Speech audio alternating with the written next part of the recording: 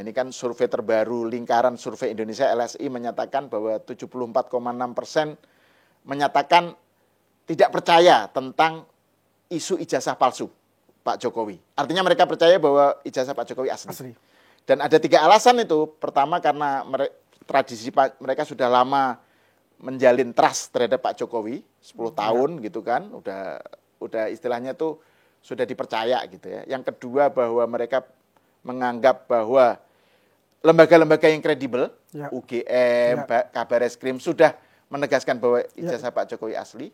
Yang ketiga, mereka juga responden yang mayoritas ini percaya bahwa ini politik, gitu, kaitannya dengan ini manuver politik, gitu loh. Jadi itu, nah itu menarik itu satu hal, gitu kan. Yang kedua, pernyataan Pak Jokowi mengklarifikasi bahwa yang dia maksud dengan orang besar, agenda ada orang besar yang dibalik narasi ini adalah bukan SBY, gitu. Jadi beliau membantah, Pak Jokowi membantah, ya Kaisang sebelumnya sudah membantah bahwa ini bukan Pak SBY, ya ini kan Pak SBY itu negarawan hebat apa gitu. Jadi ada pengakuan dari Pak Jokowi. Jadi ini klarifikasi yang saya kira udah jelas gitu ya. Ini terus yang ketiga ya baru-baru ini soal Pak Prabowo memberikan amnesti abolisi. Iya, amnesti kepada Hasto dan abolisi kepada Tom Lembong. Nah, ini terus kemudian pembacaannya kan, wah ini terjadi lagi-lagi narasinya adalah pecah belah gitu kan. Pak Prabowo sudah menjauh dari Jokowi, sudah independen, terus kemudian berani memutuskan hal ini. Gitu. Nah, gimana Bung Andi melihat hal itu ya? Silakan. Bang Sahal ini terima kasih sekali ini. Jadi kita bicara ijazah palsu sudah 8 bulan. Iya ya. Ini luar biasa lamanya dan ini pecah rekor dunia nih sebenarnya. Kalau masuk MURI sudah jelas masuk. Apalagi World Records ya. Ini masalahnya sebetulnya memang simpel. Apa yang dikatakan oleh LSI itu benar adanya gitu. Cuma yang poin ketiga itu yang mempengaruhi begitu lama, yaitu masuknya unsur-unsur politik di dalam sana. Kan? Kalau kita lihat ya, kalau misalnya Roy Suryo CS itu, yang dia gambarkan, yang dia berikan bahwa dia di bawah saintifik ya, penelitian mereka itu seperti penelitian yang sangat kan ilmiah. Klaimnya kan gitu kan. Ya itu kan omong kosong saya katakan. Karena ilmu yang dia pakai itu adalah digital forensics, dan satunya lagi adalah analog. Itu jelas yang tidak akan berketemu ya, satu kutub A, satu kutub B, tidak akan ketemu itu. Positif dan negatif semua di situ. Jadi artinya mereka sebetulnya paham untuk itu. Tapi ada apa mereka tetap berkelanjutan? Karena ini pertanyaan besar juga. Mungkin pertanyaan juga di benaknya Pak Jokowi ya. Dan kami juga untuk itu. Tapi kami tidak pernah menuduh untuk itu. Dan mengapa ini terjadi? Tahun 2020 akhirnya kita mendapatkan suatu tweetnya Roy Suryo itu. Dia sudah membahas, mengutak-atik masalah ijazah ini. Ijazah, skripsi, buku tahunan, ada di tweetnya dia. Yang mungkin sekarang tidak bermain lagi dengan medsos ya, Pak Roy Suryo itu. Dan itu saya sudah katakan, menanyakan di satu TV, tapi dia tidak bisa memberikan penjelasan ya. Ya kan? Dia bilang ya so what, apa masalahnya kan gitu. Nah, itu sudah pembenaran sebetulnya apa yang dilakukan mensreanya sudah ada. Bukan 2025 ini lakukan ini. 2020 ya. 2020 sudah melakukan itu. Ya kan? Jadi poin-poin yang kita dapat di sini adalah ada satu proses ya, quote unquote itu ada balas dendam lah. Dari hal yang sifatnya pribadi akhirnya meningkat, bertemu dengan kolam-kolam yang lain dengan satu tujuan yang sama. Ini permasalahannya kan di situ. Akhirnya apa yang dijalankan yaitu bagaimana mempengaruhi opini publik dengan post-truth. Ini bahaya sekali. Akhirnya apa yang terjadi, kita ini dari relawan Jokowi ini kan belum bertindak apa-apa pada saat itu. Ya kan? Tapi kita akhirnya melihat, ini bahaya sekali untuk apa? Untuk keutuhan negara. Saya mengatakan pada situ ada 4 komponen ya, ini yang bersatu dalam satu kolam yang sama walaupun berbeda kutub. Dengan tujuan sama, bagaimana mendiskreditkan, mendowngrade Pak Jokowi dan juga keluarganya, khususnya untuk Pak Jokowi dalam hal apa? Kesuksesan beliau dalam membangun selama 10 tahun ini, itu dinafikan. Gitu. Yang dihajar adalah posisi dia sebagai pribadinya. Melalui apa? Ya itu adalah melalui dengan ijazahnya itu. Apa sih tujuan akhirnya? Tujuan akhirnya adalah mengganti Mas Gibran. Yang notabene itu satu paket, dicarilah celah-celahnya ya, pasal 7A, pasal 7B kan, Undang-Undang Dasar 45 dan garis miring atau secara konstitusi ya memang bisa.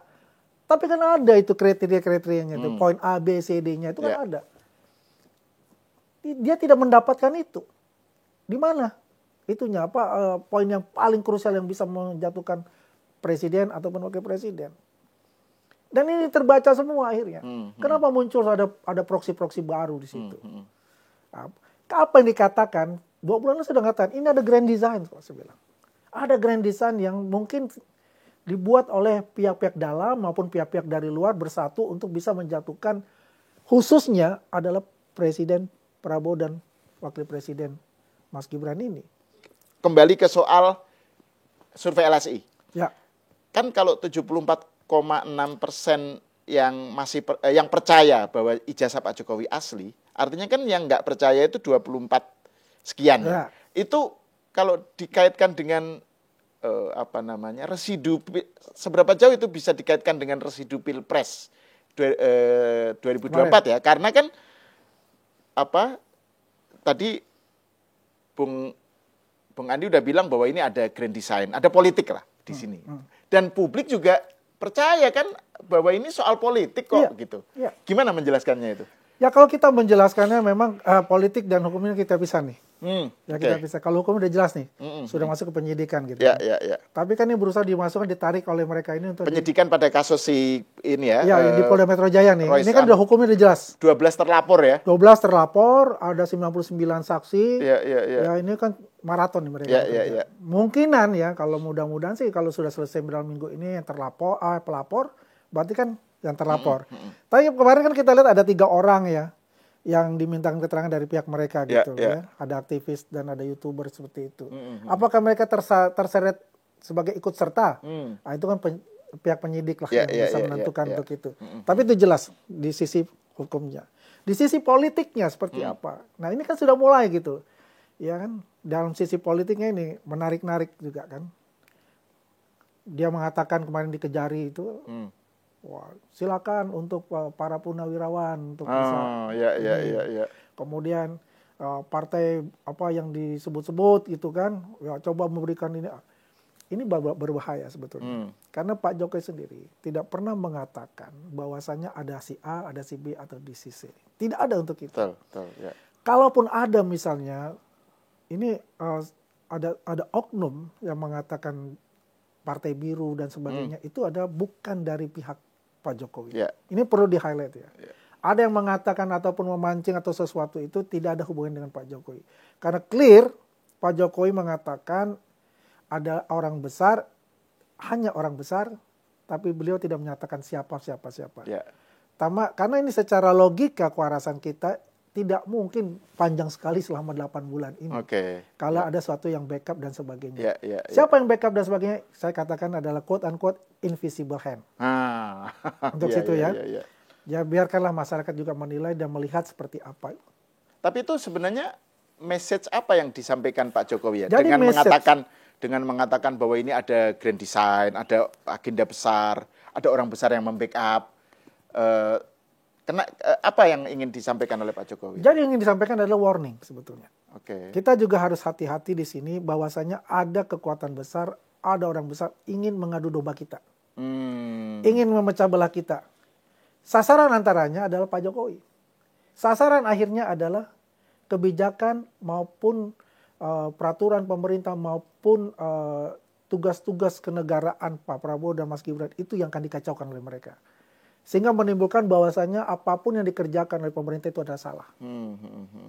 Ya. Jadi ini Pak Jokowi ngasih sinyal, saya tahu loh. Gitu saya tahu loh, hati-hati gitu. Itu warning lah sebetulnya. Tidak menyebutkan si A, si B, si C, tidak ada untuk kita. Apalagi partai politik, tidak ada sama sekali. Tapi adalah memperingatkan kita. Dia sebagai mantan presiden pasti dia tahu siapa gitu kan.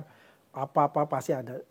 Tapi kita melihatnya di sisi ini adalah warning bagi kita semua bahwa kita juga harus hati-hati. Ternyata ini ada kekuatan dari dalam juga, ada kekuatan dari luar juga yang ingin mencerai-beraikan negara kita, ya, yang di bawahnya ada Bhinneka Tunggal Ika itu menjadi negara-negara kecil nantinya seperti itu. Itu ya menurut pendapatan kita sebagai relawan.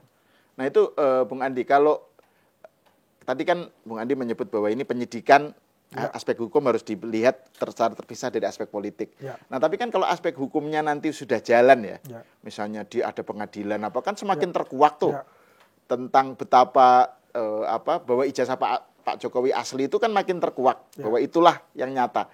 Itu kan seberapa jauh mereka ini jangan-jangan sudah mulai nervous gitu ya kelompok ini. Ya. Jadi benar nih Bang Sahal ya. Kalau ini jalan nih, ya kan? Ini kan proksi nih. Pasti ada kelompok-kelompok yang akan nervous dan merasa wah ini bahaya nih karena pasti akan rebound. Pasti ini akan rebound. Pak Jokowi akan bilang, oh benar Pak Jokowi, masyarakat menilai benar Pak Jokowi ini. Gitu loh. Kenapa ini dimajukan ke pengadilan secara hukum? Karena pertama ya, Pak Jokowi itu udah bukan presiden. Dalam presiden aja, dia aja masih diinikan. Ya kan? Apalagi dia sebagai rakyat biasa. Yang dipengen katanya, udahlah kita step down ya. Kalau bicara hak politik beliau masuk di partai itu hak beliau. Tapi kita lihat dari status dia sebagai warga negara gitu. Yang sudah kembali sebagai rakyat biasa itu. Itu diusik-usik juga kan begitu. Apalagi yang diusik-usiknya ini yang menurut saya ini ada sesuatu yang nonsens. Omong kosong gitu loh. Ya, kenapa saya bilang omong kosong? Satu, di ijazah awalnya dia ijazah itu kan sudah dikatakan oleh penerbit ijazah itu. Ini benar ijazah ini kami yang keluarkan dan ini asli sudah melalui tahapan-tahapan sebagai mahasiswa sampai jadi alumnus. Data-datanya lengkap semua dikasih ke Barreskrim, bayangkan. Diuji secara fisika dan kimia. Asli dia bilang. Itu pun masih dikatakan, oh itu bohong. Kalau menurut saya, ya ini istilah saya lah. Kalau lu nggak percaya yang namanya institusi negara, lu keluar aja dari Indonesia. Ini saya loh, ini pandangan saya kayak gitu. Karena ya kita ini dibangun ya, negara ini dengan perjuangan yang luar biasa dari the founding father kita maupun dari pejuang-pejuang kita. Ya kan? Jangan ada infiltrasi dari luar, paham-paham dari luar dipaksakan untuk masuk ke Indonesia ini untuk mengikuti paham dari dirimu itu. Dan mereka sebenarnya nggak percayanya juga sejauh tidak sesuai dengan yang mereka maui sebenarnya. Jadi dengan kabar Eskrim misalnya kan, karena tidak cocok dengan ini mereka apa yang mereka tuntut, inginkan. Jadi kemudian tidak dipercaya. UGM tidak dipercaya. Semata-mata karena berbeda. Jadi yang berbeda dianggap salah gitu. Nah, dan dia selalu berlindung ya di balik yang namanya ilmuwan, penelitian ilmiah. Bang Sal, saya selalu menentang yang namanya Pak Roy Suryo mengenai kepakaran dia dalam telematika. Dia selalu mengatakan ahli telematika. Ahli telematika dia ya itu diakui oleh universitas media mainstream. Diakui oleh media loh.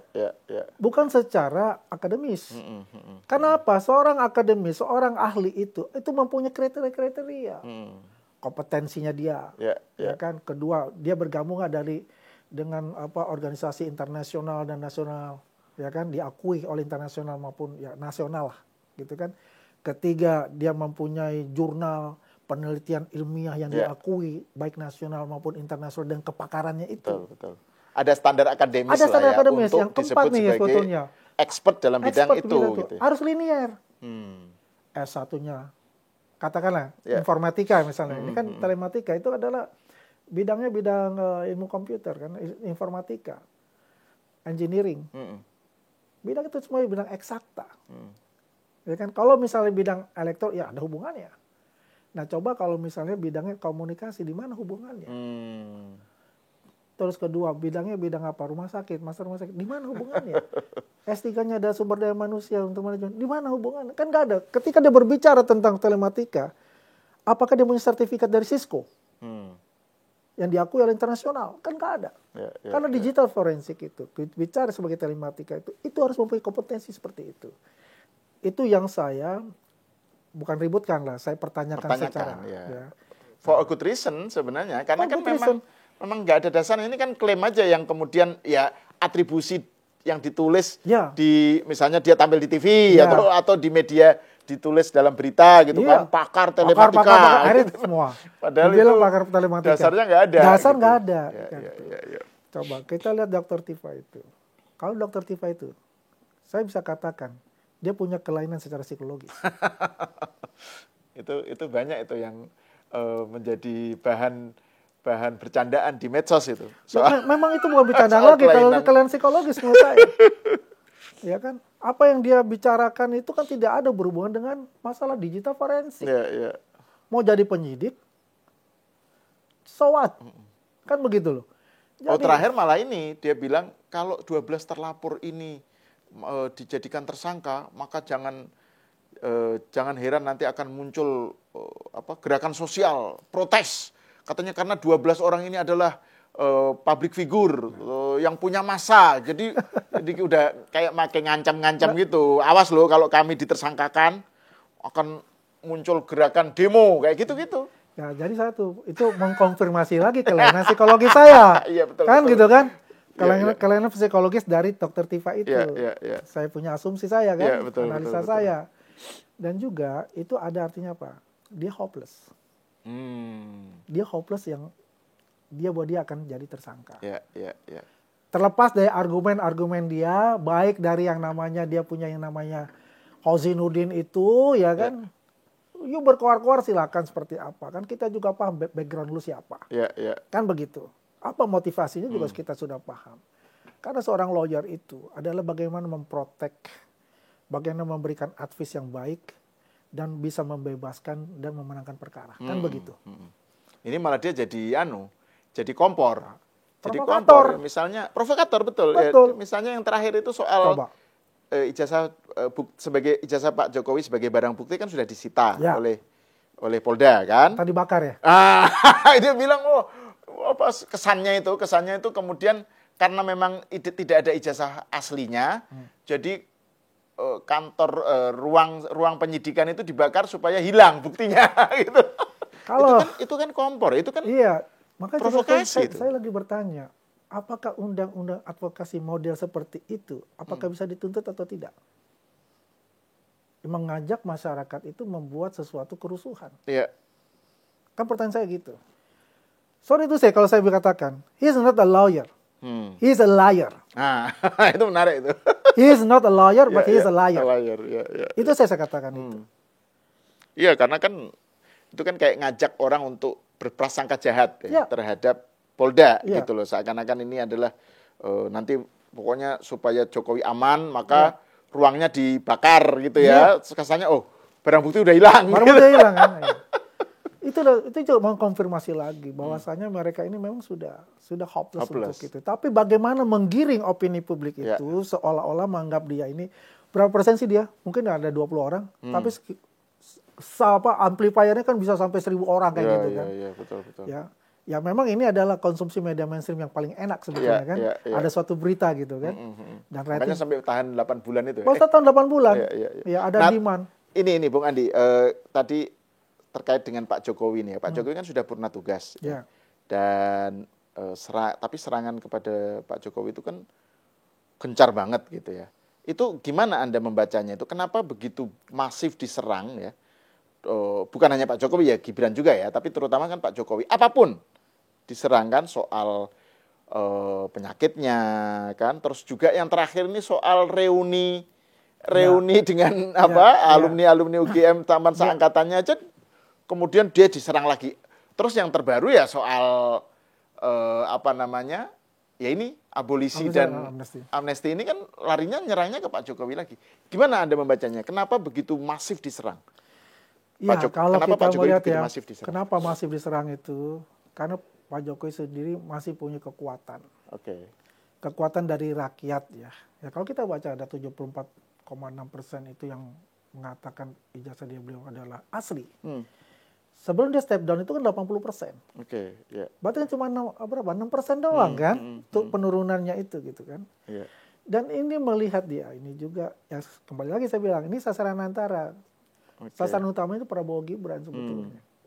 Dan 74% itu kan sebelum ada sidang ya. Sebelum ada sidang, nanti kalau ada sidang rebound. Otomatis pasti akan rebound gitu. Ya kan? Karena kan terkuak semua ininya Roy Suryo ya, betapa palsunya klaim-klaim tuduhan-tuduhan mereka gitu kan. Jadi ini menggambarkan bahwasanya ini mereka-mereka ini ya ada kekhawatiran juga nih untuk 2029. Kita di relawan ini 2 periode kok Prabowo Gibran ini. Anunya ya, yang diperjuangkan, Kita yang perjuangkan itu dipertahankan. 2 periode Prabowo Gibran. Kan ini perlu keberlanjutan terus sampai kita mencapai 2045 itu, 2034 itu. Nah itu berarti tadi yang aku tadi agak motong dikit yang soal bahwa pernyataan Bung Andi bahwa Pak Jokowi ini kenapa masif diserang karena dia adalah sasaran antara. Bisa dijelaskan lagi? Iya, dan begini, sasaran antara beliau kan sudah tidak menjabat. Tapi masih kekuatan besar di beliau, itu tidak bisa dipungkiri, tidak bisa dinafikan untuk itu. Dan kemudian beliau kan ada putra beliau sebagai wakil presiden di situ. Proses berjalannya itu kan sudah dijelaskan juga. Waktu itu saya ingat Bung Dasko itu berbicara dengan di CNN itu, dengan Nana pada situ. Pak Prabowo meminta beliau itu sampai 5 kali, dan 5 kali ditolak oleh Pak Jokowi untuk meminta Gibran sebagai wakil dia. Dengan perhitungan-perhitungan yang besar, bahwa itu akan kalah dengan tidak satu putaran. Kan dijelaskan semua oleh Bung Dasko itu pada saat itu. Ya artinya apa? Mereka ini masih melihat yang katakanlah ya, mohon maaf saya katakan 01 ataupun 03 ini, maka akan mempersiapkan segala sesuatunya itu dengan perhitungan-perhitungan yang lebih matang lagi untuk 2029 itu. Kalau 2 periode ini berjalan, ya kan? Ataupun pada periode pertama ini akan sukses, ya dengan program-program Astacita itu. Apalagi dengan MBG misalnya, dengan Sekolah Rakyat dan Koperasi Merah Putih, ini akan kekuatan besar buat Pak Prabowo dan Mas Gibran ini sebagai legacy dia nantinya. Dan ini bisa berkelanjutan. Inilah yang dilihat oleh mereka, ini adalah sesuatu trait buat mereka. Ya, dengan kekuatan dengan Jokowi digabungkan Jokowi Prabowo Gibran ini, saya rasa tidak ada pintu celah untuk masuk. Seperti itu. Jadi Pak Jokowi ini dianggap sebagai palang pintu yang menghadang upaya mereka mengotak-ngatik atau mengganti ini ya paket Prabowo Gibran ini ya. Betul sekali. Selama ada Pak Jokowi, maka paket Prabowo Gibran ini sulit untuk digoncang gitu ya, digoncang tengah jalan atau digoncang 2029 gitu ya. Maka satu-satunya cara ya mendowngrade Pak Jokowi gitu ya. Betul itu. Jadi dan yang di-downgrade itu selalu soal-soal personal ya, soal maksudnya kredibilitas. Rata-rata itu personal. Kenapa? Ingin menafikan apa program-program yang sukses sama beliau itu 10 tahun memimpin Indonesia. Coba kalau kita lihat, namanya infrastruktur, kan luar biasa nih. Jawa sudah terkoneksi, sudah mau sampai Banyuwangi kan. Dari yang namanya Banten sudah terkoneksi. Jelas tuh. Kedua, terlepas mau kontroversi dan apa dengan adanya kereta cepat bus ini akan meningkatkan juga perekonomian Jawa Barat dan Jakarta dari segala sisi, gitu kan. Makanya pemerintah ini, presiden ini, itu butuh seorang ada 3 kriteria: thinker, konseptor, dan eksekutor. Kalau kita banyak berpikir hanya thinker aja, tidak ada namanya pembangunan ke depan yang mempunyai akan dirasakan oleh anak dan cucu kita nanti ke depan. Konsep ya hanya konsepnya tertuang. Bagus konsep, tidak ada eksekusinya percuma, macan kertas. Kan seperti itu. 3 ini yang kita butuhkan. 3 ini ada di 2 orang ini. Pak Jokowi dan Pak Prabowo. Nah, tinggal bagaimana kita membackup pemerintah Prabowo Gibran ini menyelesaikan tugas-tugas dia dalam mengemban amanah sesuai astacitanya. Nah, terkait dengan soal masih serangan terhadap Pak Jokowi yang masih berlanjut ya. Kita masuk ke soal ini, isu terbaru. Pak Prabowo mengumumkan abolisi terhadap Tom Limbong dan amnesti terhadap Hasto, ya kan? Dan itu kemudian kan langsung muncul nih narasi bahwa tuh Prabowo sekarang sudah independen, menjauh dari bayang-bayang Jokowi gitu ya. Padahal kan baru kemarin mereka bertemu di Solo, makan bareng macam-macam ya. Tapi kan itu diabaikan gitu kan karena ini narasi yang dikembangkan seperti itu, framingnya seperti itu. Terus ditambah lagi pernyataan Bu Mega bahwa PDIP akan tegas mendukung Prabowo, nggak menyebut Gibran, Prabowo saja gitu ya. Nah kemudian kan ini narasi yang muncul yaitu narasi pecah belah, narasi adu domba. Nah ini gimana Anda melihat Ya. soal abolisi dan amnesti kaitannya dengan politik semacam itu? Kalau bidang hukum saya tidak touch. Oke. Ya, kita lihat dari segi politiknya Ya. saja. Pak Prabowo adalah seorang negarawan yang memikirkan keseluruhan the whole Indonesia. Oke. Mengedepankan arti persaudaraan, mengedepankan arti guyup dan rukun itu. Saya melihat dari sisi itu.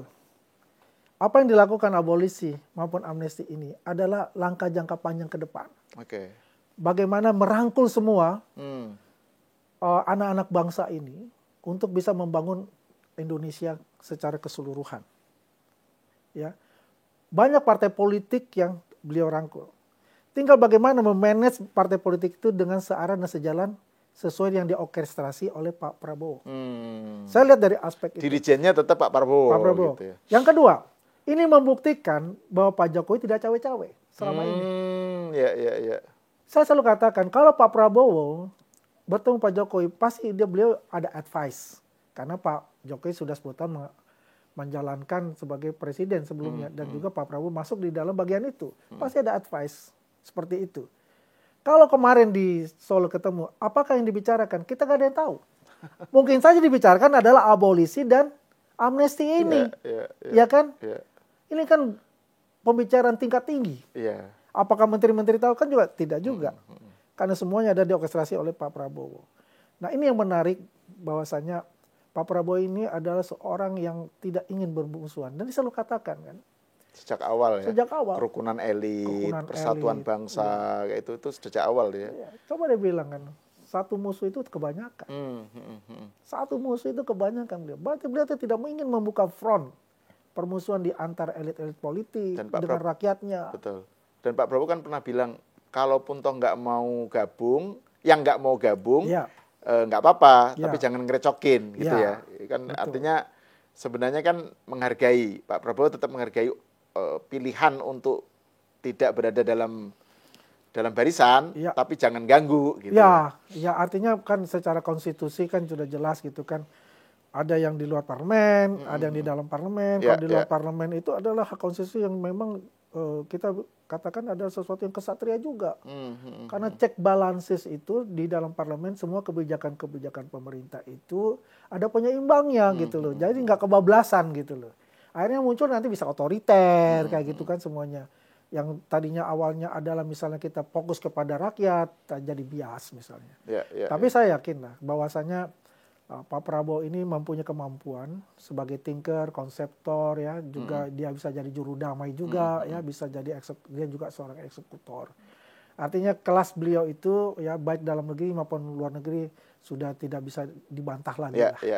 Nah, ini yang menarik ini soal bahwa seperti yang poinnya Bung Andi bahwa keputusan Pak Prabowo untuk abolisi terhadap Tom Lemblong dan amnesti terhadap Hasto ini kan sejalan dengan gambar besar tentang penting yang didambakan Pak Prabowo tentang kerukunan elit dan tadi ya. Dan itu sesuatu yang juga didukung oleh Pak Jokowi kan. Jelas, itu jelas. Nah, tapi kenapa yang muncul lagi-lagi narasi bahwa ini sebuah tanda Prabowo menjauh dari Jokowi gitu. Maksudnya kenapa narasi pecah belah ini selalu muncul setiap kali Pak Prabowo ada gestur untuk dekat lah dengan Bu Mega, dengan PDIP gitu. Kan kemarin udah ketemu Mbak Puan kan, terus kemudian Pak Dasko kan ketemu sama Bu Mega kan, terus muncul kita tahu ada abolisi dan amnesti, tapi kemudian narasinya itu selalu yang diserang Pak Jokowi. Ya itulah kembali lagi saya bilang. Buat Pak Jokowi sendiri, buat kita, ya buktikan Pak Jokowi tidak cawe-cawe dalam hal pemerintahan ini. Itu pembuktian pertama. Kedua, memang kembali lagi saya bilang, Pak Jokowi ini masih mempunyai magnitude, kekuatan besar, ya walaupun tidak lagi sebagai pejabat, sebagai presiden. Kan beliau masih mempunyai anaknya sebagai wapres untuk itu. Itu jangan dinafikan juga untuk masalah itu. Dan selama ini Pak Jokowi memang backup full Prabowo Gibran ini sampai kita katakanlah kita berharap 2 periode kan begitu Prabowo Gibran ini.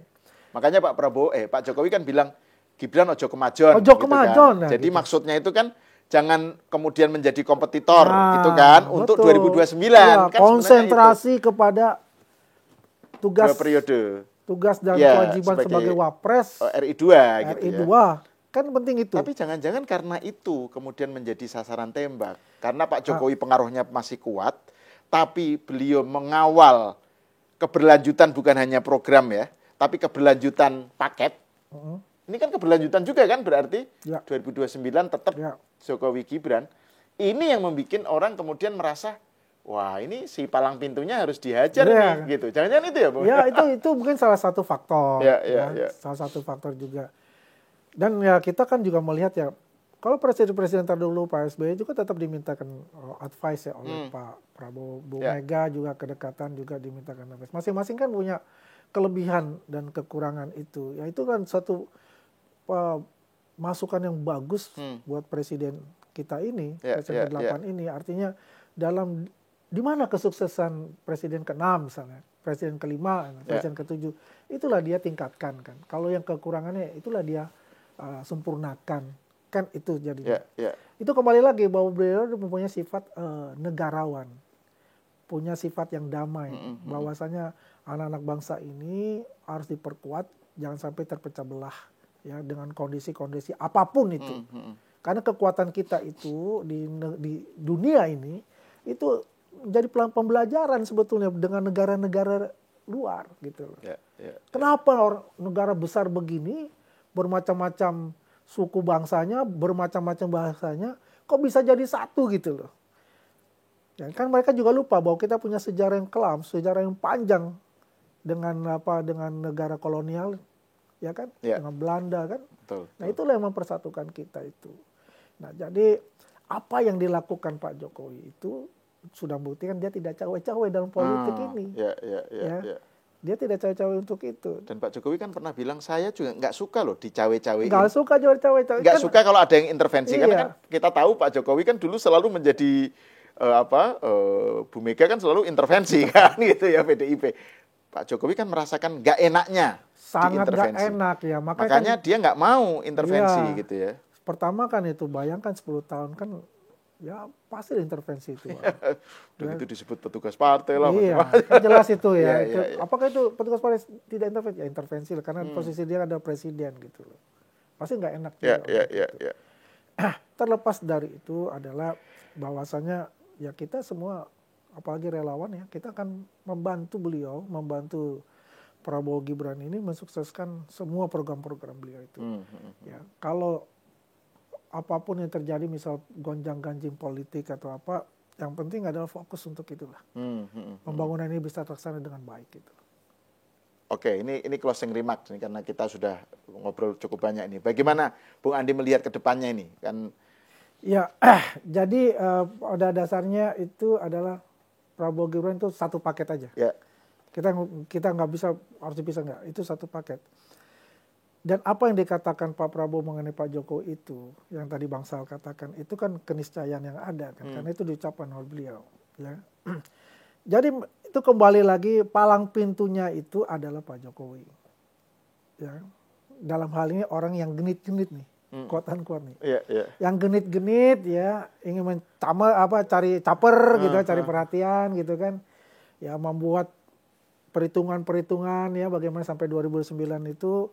Ya buat mereka sih sah-sah saja gitu kan. Itu kan politik. Tapi kekuatan Jokowi, Prabowo, Gibran ini adalah kekuatan untuk Indonesia ke depan. Saling backup membackup. Dan dibantu pula masukan-masukan dari Presiden ke-5 dan Presiden ke-6. Mega dan SBY. Ini satu kesatuan dalam bingkai negara Republik Indonesia. Siapa sih musuhnya? Ya musuhnya dari luar lah. Coba bagaimana. Dan negara-negara luar ini mencoba menghajar Indonesia dengan proksi-proksinya dari dalam. Dan mohon maaf aja yang dari teman-teman dari luar-luar itu yang jadi proksinya di Indonesia ini, ya cobalah berpikir ulang kan gitu. Kita kuatkanlah basis kita sebagai negara Indonesia ini, sebagai anak bangsa ini, untuk memajukan negara kita ini untuk dapat menjadi sesuai kata Pak Prabowo, macan Asia. Ya kan? Karena kita yakin bahwa dengan kekuatan kita ini di sini dengan sumber daya manusia, sumber daya alam yang cukup hebat. Coba ingat, Amerika udah pontang-panting masalah QRIS. Ya kan? Dulu itu kita di underestimate negara kita. Visa, Master. Ya kan? Pas kita ada QRIS, kalang kabut mereka. Bayangkan pendapatan mereka dari Visa Master itu luar biasa, triliunan. Dengan kita punya sendiri QRIS, nggak bisa keluar ruang kita. Nah, itu kan salah satu komponen sebetulnya ya, yang ingin menghancurkan Indonesia dari luar secara ekonomi. Ya, jadi Jokowi, Prabowo, Gibran ini adalah satu kekuatan ya untuk menghalangi hal-hal yang seperti itu. Ya. Tapi kalau ingin berbicara kekuasaan, tunggu aja 2029. Biarkanlah Prabowo, Gibran ini berjalan sesuai dengan amanah yang diberikan oleh rakyat Indonesia. Begitu Bang Sal. Oke, terima kasih Bung Andi atas obrolannya, Bung Andi Azwan. Saya kira ini bukan obrolan yang berhenti sampai di sini. Ya. Kita akan berlanjut lagi karena kan apalagi nanti 2029 tuh nggak lama loh. Nggak lama. Dan makin seru nih. Iya. Percaturannya, dinamikanya makin seru. Jadi kita layak untuk ngobrol-ngobrol lagi. Apalagi 0%. Presidensial threshold-nya kan? Iya, betul. Jadi itu dinamikanya makin berwarna. Makin berwarna. Oke. Terima kasih Pemirsa, sampai di sini dulu, kita berjumpa lagi di episode selanjutnya.